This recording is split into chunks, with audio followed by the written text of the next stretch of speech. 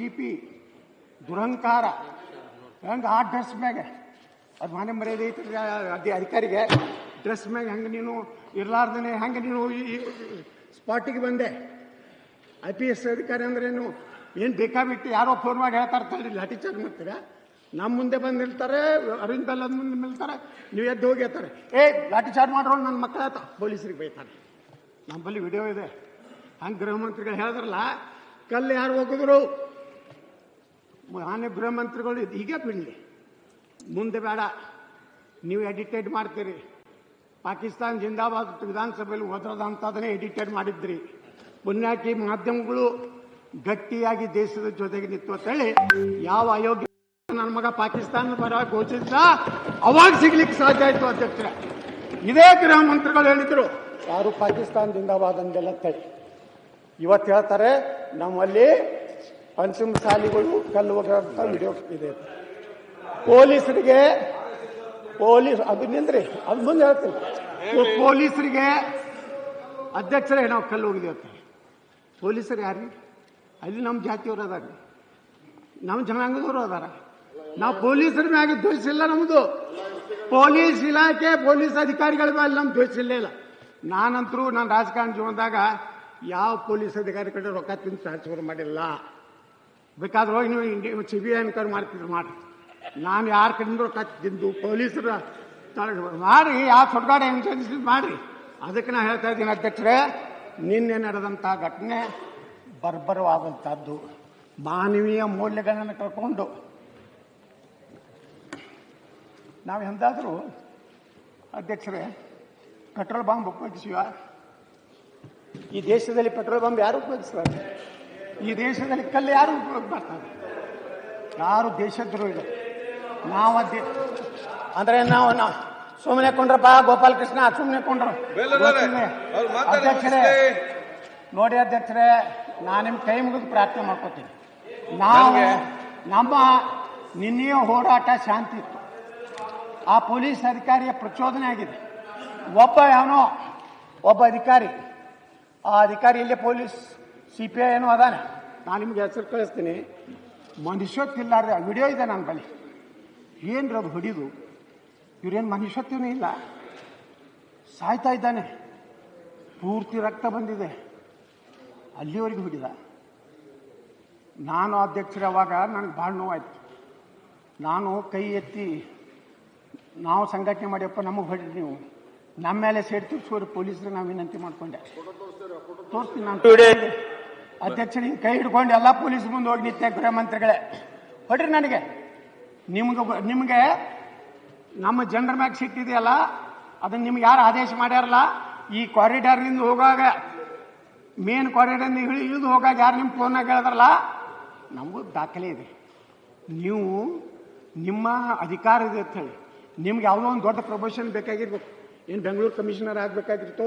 ಏನು ದೊಡ್ಡ ಆದಾಯ ಇರುವ ಒಂದು ಸ್ಥಾನ ಬೇಕಾಗಿತ್ತೋ ಗೊತ್ತಿಲ್ಲ ಇವತ್ತು ನಮ್ಮ ಮುಗ್ಧ ಸಮಾಜದ ಮೇಲೆ ಪಂಚಮಸಾಲಿಗಳು ನಾವು ವೀರರಾಣಿ ಕಿತ್ತೂರು ಚೆನ್ನಮ್ಮನ ಕೊಟ್ಟವ್ರು ಬೆಳವಡಿ ಮಲ್ಲಮ್ಮನ ಕೊಟ್ಟವ್ರು ಸಂಗೊಳ್ಳಿ ರಾಯಣ್ಣ ನಮ್ಮ ಭೈರತಿ ಸುರೇಶ್ ಅವರು ಹೇಳ್ತಾರಲ್ಲ ಅವ್ರನ್ನ ತಾಯಿ ಮಗನ ಸಂಬಂಧ ಇದ್ದಂಥ ಸಮುದಾಯ ಎಲ್ಲ ಸಮುದಾಯಗಳನ್ನು ವಿಶ್ವಾಸ ತಗೊಂಡು ಹೋಗುವಂಥ ಸಮುದಾಯ ನಾವು ಯಾರ ಮೀಸಲಾತಿಯನ್ನು ಕೇಳ್ತಾ ಇಲ್ಲ ಅಧ್ಯಕ್ಷರೇ ಸಂವಿಧಾನಾತ್ಮಕವಾಗಿ ಡಾಕ್ಟರ್ ಬಾಬಾ ಸಾಹೇಬ್ ಅಂಬೇಡ್ಕರ್ ಅವರು ಇವತ್ತು ನಾನು ಬಾಬಾ ಸಾಹೇಬ್ ಅಂಬೇಡ್ಕರ್ ಅವ್ರ ಬಗ್ಗೆ ಭಾಳ ಇದೇ ಸದನದಲ್ಲಿ ನಾನು ಮಾತಾಡಿದ್ದೀನಿ ಅಂಬೇಡ್ಕರ್ ಪ್ರಧಾನಮಂತ್ರಿ ಆಗಿದ್ದರೆ ಬಹುಶಃ ಭಾರತ ಪಾಕಿಸ್ತಾನ ಹಾಗೂ ಪ್ರಶ್ನೆನೇ ಇರ್ತಿದ್ದಿಲ್ಲ ಆ ಸಂವಿಧಾನದ ಕೆಳಗೆ ನಾವು ಕೇಳಕತ್ತೀವಿ ನಾವು ಯಾರ್ದು ಕಸ್ಕೋತಾ ಇಲ್ಲ ಏನು ನಾವು ನಮ್ಮ ಸರ್ಕಾರ ಇವತ್ತು ದಲಿತರು SC ST ಎಷ್ಟಿತ್ತು ಅಧ್ಯಕ್ಷರೇ 15% ಇತ್ತು ನಮ್ಮ ಬೊಂಬಾಯಿ ಸರ್ಕಾರ ಎಷ್ಟು ಮಾಡ್ತಾ ಅಧ್ಯಕ್ಷರೇ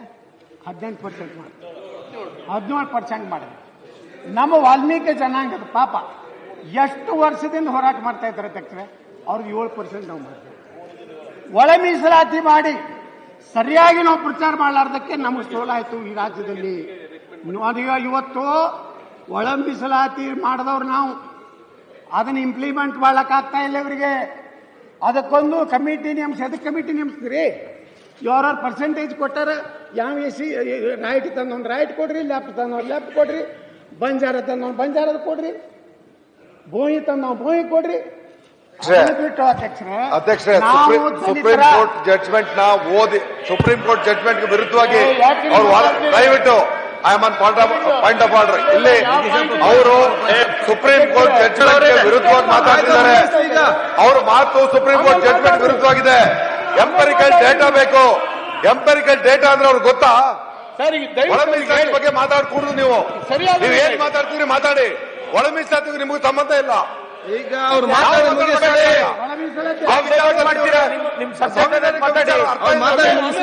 ಇತ್ತೀಚೆಗೆ ಸುಪ್ರೀಂ ಕೋರ್ಟ್ ಜಡ್ಜ್ಮೆಂಟ್ ಕೊಟ್ಟಿರೋದನ್ನ ಅರ್ಥೈಸ್ಕೊಂಡು ಮಾತಾಡಕ್ ಬರ್ತಾರೆ. ಮಾತಾಡ್ತಾರೆ ಇವರು ಬಿಜೆಪಿ ಒಳಗೆ ಮಾತಾಡಿದಾಗ ಸದನದಲ್ಲಿ ಬಿಟ್ಕೊಟ್ಟು ಇದನ್ನ SC ST ಗಳ ವಿಚಾರದಲ್ಲಿ ಅರ್ಥ ಮಾಡ್ಕೊಂಡು ಮಾತಾಡೋದು ಕಲೀರಿ ನೀವು. ಅಧ್ಯಕ್ಷರೇ, ಒಳ ಮೀಸಲಾತಿ ಯಾರು ಕೊಟ್ಟರು? ಅದನ್ನು ಕೊಟ್ಟಿದ್ದರ ಸರಿಯಾಗಿ ನಾವು ಪ್ರಚಾರ ಮಾಡಲಾರ್ದಕ್ಕೆ ಹಾನಿಯಾದವ್ರು ನಾವೇ ಅಧ್ಯಕ್ಷರೇ. ಚುನಾವಣೆ ಮುಂದೆ ಬರ್ತಾ ಇತ್ತು, ದಿಢೀರ್ನೆ ನಮ್ಗೆ ಯಾರನ್ನೂ ವಿಶ್ವಾಸ ತಗೊಳ್ಳಾರ್ದೇ ಒಂದು ನಮಗೂ ಗೊತ್ತಿಲ್ಲ ಕೊಟ್ಟು ಬೇಗ ನಿಮಗೆ ಕೊಡ್ರಿ. ಈಗ ನಾವು ವಿರೋಧಿಲ್ಲ ಅಧ್ಯಕ್ಷ, ಮಾಡಿದಕ್ಕೆ ವಿರೋಧಿಲ್ಲ. ಈಗ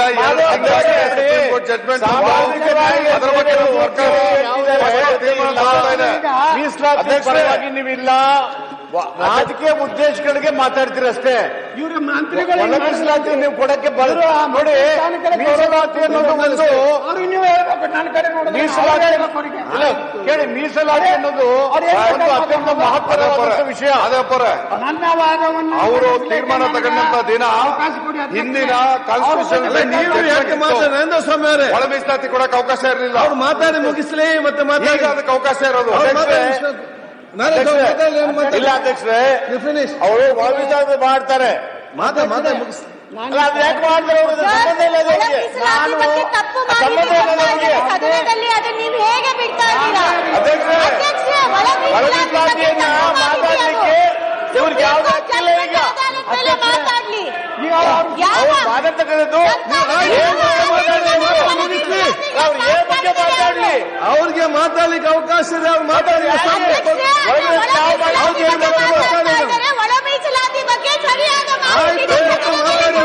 ಮಾತಾಡ್ಲಿಲ್ಲ. ಈಗ ಬೇಗ ಎತ್ತೇಳವ್ರೆ. ಅಧ್ಯಕ್ಷರೇ, ಒಳ ಮೀಸಲಾತಿ ಬಗ್ಗೆ ಅವ್ರು ಯಾಕೆ ಮಾತಾಡ್ತಾರೆ? ಯಾಕೆ ಮಾಡ್ತಾರೆ ಅವ್ರಿಗೀಗ? ಅಧ್ಯಕ್ಷರೇ,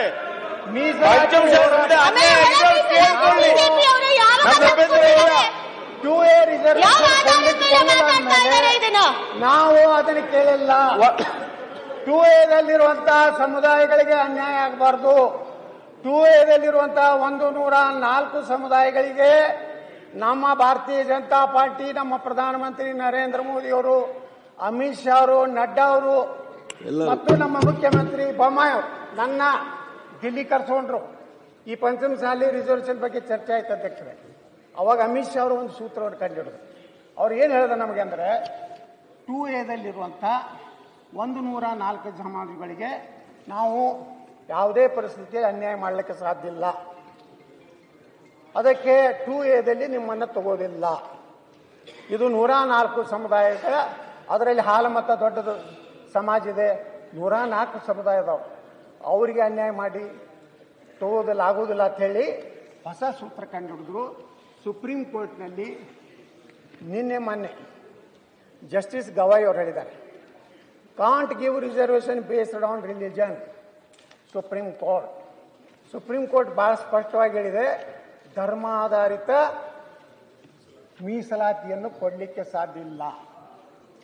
ಆ ಒಂದು ಹಿನ್ನೆಲೆಯಲ್ಲಿ ಸನ್ಮಾನ್ಯ ಅಧ್ಯಕ್ಷರೇ, ಆಂಧ್ರದ ಹೈಕೋರ್ಟ್ನಲ್ಲಿ ಒಂದು ಜಜ್ಮೆಂಟ್ ಆಗಿತ್ತು. ಏನು ನಮ್ಮ ಅಲ್ಲಿನ ಮುಖ್ಯಮಂತ್ರಿ ಜಗನ್ಮೋಹನ್ ರೆಡ್ಡಿ ತಂದೆಯಂದ್ರೆ ರಾಜಶೇಖರ ರೆಡ್ಡಿ ಅವರು ಮುಸ್ಲಿಂ ಮೀಸಲಾತಿಯನ್ನು ಮಾಡಿದ್ರು. ಅದಕ್ಕೆ ಆಂಧ್ರ ಹೈಕೋರ್ಟ್ ಏನಿದೆ ಅದನ್ನ ಕೊಟ್ಟಿದ್ದು ತಪ್ಪು ಅಂತ ಹೇಳಿ ನಿರ್ಣಯ ಕೊಟ್ಟು ಸುಪ್ರೀಂ ಕೋರ್ಟಿಗೆ ಬಂದಿದೆ. ಸುಪ್ರೀಂ ಕೋರ್ಟ್ನಲ್ಲಿ ಆ ಪೆಂಡಿಂಗ್ ಇದೆ. ಅದರ ಜೊತೆಗೆ ಮೊನ್ನೆ ಪಶ್ಚಿಮ ಬಂಗಾಳದ ಒಂದು ಇದೇ ರೀತಿ ಮಮತಾ ಬ್ಯಾನರ್ಜಿ ಕೊಟ್ಟಂತ ತೀರ್ಪಿಗೆ ಪಶ್ಚಿಮ ಬಂಗಾಳ ಹೈಕೋರ್ಟ್ ಸಹಿತ ತಿರಸ್ಕಾರ ಮಾಡಿದ್ರಿಂದ ಅದು ಸುಪ್ರೀಂ ಕೋರ್ಟಿಗೆ ಬಂದಿದೆ. ಆ ಹಿನ್ನೆಲೆಯಲ್ಲಿ ಜಸ್ಟಿಸ್ ಗವಾಯರ್ ಪೀಠ ಬಹಳ ಸ್ಪಷ್ಟವಾಗಿ ಹೇಳಿದೆ. ಏನಂದ್ರೆ while hearing Bengal governments player challenging the decision of Calcutta high court to quash the OBC classification of 77 communities, mostly belonging to the Muslim region. SC observed that reservation could not be given on the basis of religion, but the state clarified that the basis was not religion, but backwardness bench. Justice Gawai and KV Vishwanathan said, ಬಹಳ ಸ್ಪಷ್ಟವಾಗಿ supreme court ತನ್ನ observation ಮಾಡಿದ ಮೇಲೆ ನಮ್ಮ ಅಮಿತ್ ಶಾ ಅವರು ಹೊಸ ಸೂತ್ರ ಕಂಡುಹಿಡಿದು ಮೊದಲೇನಿತ್ತು ಅಧ್ಯಕ್ಷರೇ, ಪ್ರವರ್ಗ 1 4, ಪ್ರವರ್ಗ 2A 15, ಪ್ರವರ್ಗ 2B 4, ಪ್ರವರ್ಗ 3A 4, ಪ್ರವರ್ಗ 3B 5 ಈ ರೀತಿ ಹಿಂದುಳಿದ ಇದರಲ್ಲಿನೇ ಸುಮಾರು 32% ಇವತ್ತು ಮೀಸಲಾತಿಯನ್ನು ಮೊದಲು ಮಾಡಿದರು. ಅದರ ಹಿನ್ನೆಲೆಯಲ್ಲಿ ಇವತ್ತು ನಾವು ಒಕ್ಕಲಿಗ ಸಮಾಜದವರು, ಕ್ರಿಶ್ಚಿಯನ್ರು, ಜೈನರು, ಮರಾಠರು, ಇನ್ನಿತರ ಅನೇಕ ವೈಷ್ಣವ ಸಮಾಜದವರು ಎಲ್ಲರೂ ನಮಗೂ ಅದು ಮೋಸ್ಟ್ ಬ್ಯಾಕ್ವರ್ಡ್ ಇದೆ 2A, ಅದಕ್ಕೇನು ತೊಂದರೆ ಆಗದ ರೀತಿಯಲ್ಲಿ ನಮಗೂ ಮೋರ್ ಬ್ಯಾಕ್ವರ್ಡ್ ಅಂತ ಹೇಳಿ 2Aಗೆ ಸಮಾನಾಂತರವಾದಂಥ ಮೀಸಲಾತಿಯನ್ನು ಕೊಡಬೇಕಂತ ನಾವೆಲ್ಲ ಮನವಿ ಕೊಟ್ಟಿವಿ. ಕೊಟ್ಟ ಮೇಲೆ ಅವಾಗ ನಮ್ಮ ಸರ್ಕಾರ, ಬೊಮ್ಮಾಯಿ ಸರ್ಕಾರ ಇವತ್ತು ಒಂದು ನಿರ್ಣಯ ಮಾಡಿ ಆ ನಿರ್ಣಯದಲ್ಲಿ ಒಂದನ್ನು ಒಂದು ನಡವಳಿಕೆಗಳನ್ನು ತಯಾರು ಮಾಡಿ ಒಂದು ರಚನೆಯನ್ನು ಹೊಸದಾಗಿ ಸೃಜಿಸುವ ಸೂತ್ರ ಕಂಡುಹಿಡಿದು 2C ಮತ್ತು 2D ಮೀಸಲಾತಿಯನ್ನು ಹೆಚ್ಚಿಸುವ ಅವಕಾಶವನ್ನು ಈಗಾಗಲೇ ಅತ್ಯಂತ ಹಿಂದುಳಿದ ಪ್ರವರ್ಗ 1 ಹಾಗೂ 2Aಗೆ ಧಕ್ಕೆ ಹಾಗೂ ಬದಲಾವಣೆ ಆಗದಂತೆ ಕಟ್ಟುನಿಟ್ಟಾಗಿ ನೋಡಿಕೊಳ್ಳತಕ್ಕದ್ದು.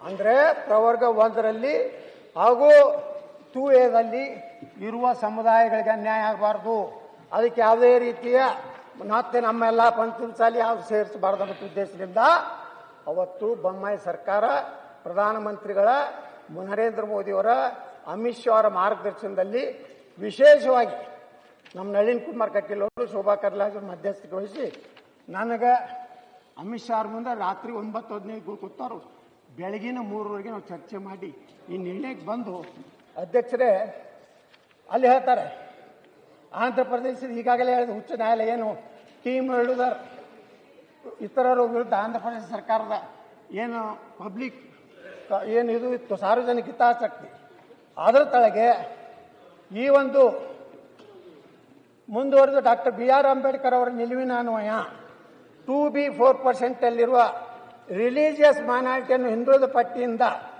ಈ ವರ್ಗವನ್ನು ಸಹಜವಾಗಿ ಅದನ್ನು ಮುಸ್ಲಿಮರನ್ನ ಏನು ಸೆಂಟ್ರಲ್ದೇನು ಒಂದು ಹಿಂದುಳಿದ ಪಟ್ಟಿಯಲ್ಲಿ ಅದನ್ನು ಸೇರಿಸಿ ರಿಲಿಜಿಯಸ್ ಮೈನಾರಿಟಿ ಅಂತ ಹಾಕಿ EWS ಪಟ್ಟಿಗೆ ಸೇರಿಸಿರುವುದರಿಂದ 2B ವರ್ಗದ ಶಿಕ್ಷಣ ಹಾಗೂ ಉದ್ಯೋಗ ಮೀಸಲಾತಿಯನ್ನು ಅಲ್ಲಿ ನಾವು ರಕ್ಷಣೆ ಮಾಡಿದ್ದೀವಿ.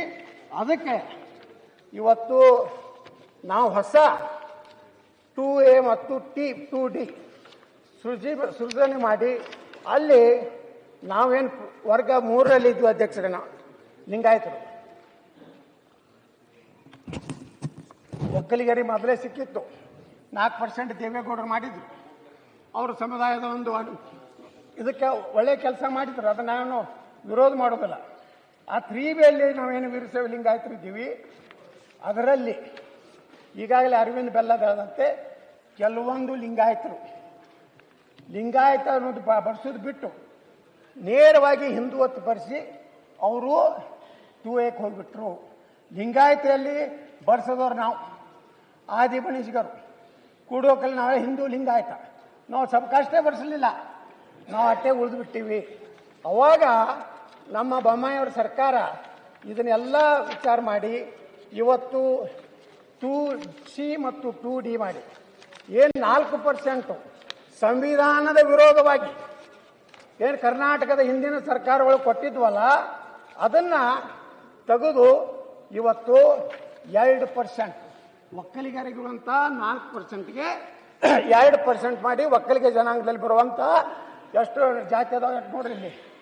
ಒಕ್ಕಲಿಗ, ಸರ್ಪ ಒಕ್ಕಲಿಗ, ಹಳ್ಳಿಕಾರ ಒಕ್ಕಲಿಗ, ನಾಮಧಾರಿ ಒಕ್ಕಲಿಗ, ಗಂಗಟಕಾರ ಒಕ್ಕಲಿಗ, ದಾಸ ಒಕ್ಕಲಿಗ, ಇವೆಲ್ಲ ಏನದಾವಲ್ಲ ಅಧ್ಯಕ್ಷರೇ, ಇವೆಲ್ಲ 2C ಕೊಟ್ಟರು.